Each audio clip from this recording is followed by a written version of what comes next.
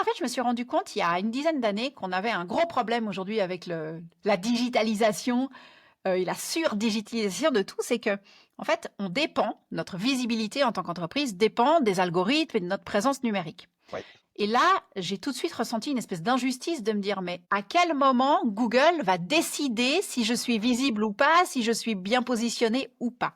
Donc, je me suis hyper formée à l'algorithmie. Et comme j'ai cette passion pour l'écriture, ben, très rapidement, ça a été le référencement que moi j'appelle éditorial. C'est oui. comment t'écris, où est-ce que tu mets quel mot, où, etc. Et du coup, j'ai une grosse partie de mon activité qui est écrire pour les marques de manière à ce qu'elles soient visibles et bien référencées. Donc ça, c'est le gros de mon activité. Et après, j'enseigne. Il y a ce que tu disais avant, dans un grand groupe, il y a plein de collègues. Moi, j'ai besoin de ces échanges-là. Et je me Ouais. suis dit, mais comment je peux garder une relation avec plein de monde dans ma vie professionnelle, même si je suis indépendante? Et notamment, ce que j'aimais beaucoup, notamment chez L'Oréal, c'est de recruter, former, accompagner, faire grandir les jeunes. Et c'est comme ça que je me suis dit, mais et si je me mettais à intervenir dans des écoles? Et à peu près 20 à 30% de mon temps, j'enseigne dans différentes écoles et universités le D'accord. marketing, le OK. digital et le référencement.